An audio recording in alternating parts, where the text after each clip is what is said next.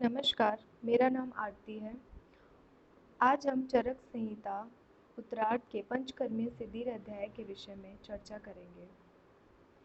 इस अध्याय में हम पंचकर्म के लिए योग्य और अयोग्य व्यक्तियों के विषय में बात करेंगे। सबसे पहले चिकित्सा के लिए अयोग्य व्यक्तियों के बारे में देखते हैं। जो व्यक्ति अति क्रोधी हो, अधिक साहस करने वाला, डरपोक, कृतज्ञ, जिसका मन स्थिर न हो, अच्छे वैद्य तथा राजा से द्वेष करने वाला हो, अच्छे वैद्य और राजा जिससे द्वेष करते हों, शोक से पीड़ित, नास्तिक हो, सामग्रियों से हीन हो, शत्रु हो, वैद्य ना होते हुए भी अपने आप को वैद्य समझने वाला हो, श्रद्धाहीन हो, सदैव संदेह रखने वाला, वैद्य की बातों को न मानने वाला हो, ऐसे व्यक्तियों की चिकित्सा अर्थात ऐसे व्यक्ति चिकित्सा के लिए अयोग्य माने जाते हैं। वमन के लिए अयोग्य रोगी, जो व्यक्ति उरशत से पीड़ित हो, क्षीण, अति स्थूल, अति कृश, बालक या वृद्ध या दुर्बल हो, थके हुए, प्यास से पीड़ित या भूख से पीड़ित हो, कार्य करने से या भार ढोने से, रास्ता चलने से जो थके हुए हो, उपवास, मैथुन, अध्ययन, व्यायाम आदि से जो पीड़ित हो, गर्भिणी, सुकुमार, समृद्ध कोष्ठी, ऊर्ध्वग रक्तपित्त से पीड़ित हो, निरंतर वमन से पीड़ित हो, ऊर्ध्वगवात से पीड़ित हो, हृदय रोग, उदावृत रोग, मूत्राघात, प्लीहा, गुल्म, उदर, सिरशूल, शंख रोग, कर्णशूल, नेत्रशूल आदि रोगों से जो पीड़ित होते हैं वे व्यक्ति वमन के लिए अयोग्य माने जाते हैं। अब हम बात करेंगे वमन के योग्य रोगी। जिन रोगियों में पीनस रोग, कुष्ठ, नवीन ज्वर हो, राजक्षमा, काश, श्वास, गलग्रह, श्लीपद, प्रमेह, मंदाग्नि, विरुद्ध भोजन, विसूचिका, अल्सक, विषपान, मुखपाक, पांडु रोग और कफज रोगों से जो पीड़ित होते हैं उनमें हमें वमन कर्म करना चाहिए। अब हम देखेंगे कि विरेचन कर्म के लिए अयोग्य रोगी कौन से हैं। सबसे पहले जो व्यक्ति सुकुमार हो, जिनकी गुदा किसी कारण से कट गई हो, अधोगत रक्तपित्त से पीड़ित हो, काम आदि चिंता से युक्त हो, अजीर्ण हो, नवीन ज्वर से पीड़ित हो, अति स्निग्ध व्यक्ति हो, अति रुक्ष व्यक्ति, दारुण कोष्ठी व्यक्ति हो, मतदाता रोग हो जिन्हें या मानव रोग हो, ऐसे रोगियों में विरेचन कर्म नहीं करना चाहिए। विरेचन के योग्य रोगी, जो व्यक्ति कुष्ठ, ज्वर, प्रमेह, भगंदर, उदर रोग, अर्श, प्लीहा रोग, मूत्राघात, पांडु रोग, विसर्प, गलगंड ग्रंथि रोग आदि रोगों से पीड़ित होता है, वे सारे विरेचन कर्म के योग्य रोगी होते हैं। अब निरूबस्ती हमें किन किन रोगियों में नहीं करनी चाहिए।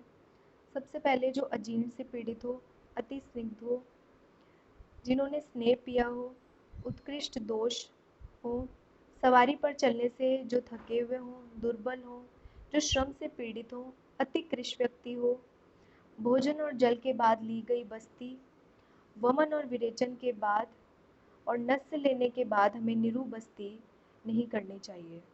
इनके अलावा जो व्यक्ति क्रोधी हो, डरपोक हो, मधुमेह और कुष्ठ रोग से पीड़ित हो, जिन्हें मानसिक विकार जैसे कि उन्माद हो, मूर्छा रोग से पीड़ित हो, विसूचिका, अल्सक, आम दोष, सूतिका रोग से पीड़ित हो, ऐसे व्यक्तियों में हमें निरूबस्ती नहीं देनी चाहिए। निरूबस्ती के योग्य व्यक्ति, जो व्यक्ति उदर रोग से पीड़ित हो, वात, मल, मूत्र, शुक्र का जिनमें अवरोध हुआ हो, आद्यमान से पीड़ित हो, अंगों में जिनकी शून्यता आ गई हो, कृमि कोष्ठक हो, जिनमें उदावृत रोग हो, अतिसार हो, पर्व भेद हो और वात जन्य सभी व्याधियों में हमें निरूबस्ती देनी चाहिए। वे सारे व्यक्ति निरूबस्ती के योग्य कहे गए हैं।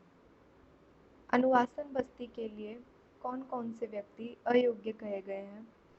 सबसे पहले जो व्यक्ति भोजन न किए गए हों अर्थात जो भूखे पेट हों, नव ज्वर से पीड़ित, पांडु रोग, कामला तथा प्रमेह से पीड़ित हो, जिन्हें अर्श रोग हो, अरोचक रोग हो, मंदाग्नि हो, जो व्यक्ति दुर्बल हो, प्रतिशाय प्लीहा रोग, उरुस्तंभ आदि रोगों से पीड़ित हो, कफज अभिषंध हो, जिनका कोष्ठ भारी हो, जो व्यक्ति श्लीपद, गलगंड, अपची रोग से पीड़ित हो तथा जिनके उदर में कृमि हो, ऐसे व्यक्तियों में हमें अनुवासन बस्ती नहीं देनी चाहिए।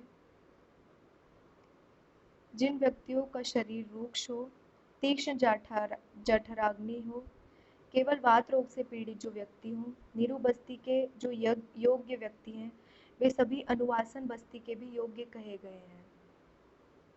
अब हम देखेंगे नस्य के लिए अयोग्य रोगी।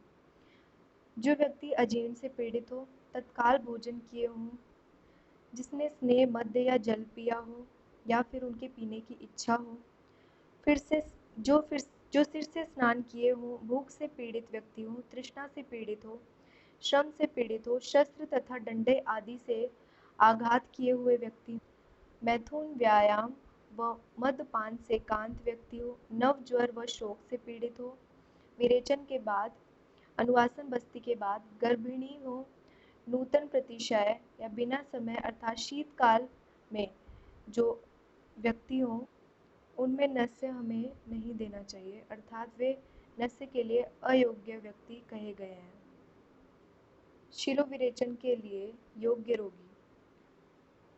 जो व्यक्ति शिरोरोग से पीड़ित हो, जिन्हें मन्यास्तंभ हो, दंत रोग हो, गर्भग्रह, हनुग्रह, पीनस, गलशुंडिका, कंठशालुक, शुक्र रोग, तिमिर रोग, उपजीविका, दंतवाल, अर्बुद, स्वरभेद, दंतशूल, अपतंत्रक जैसे वातज रोग हों, ग्रीवा, कंधा, अंश, मुख, नासिका, कान, नेत्र और शिरा कपाल के जो रोगी हों, उनमें हमें शिरोविरेचन देना चाहिए, ऐसा आचार्य चरक ने कहा है।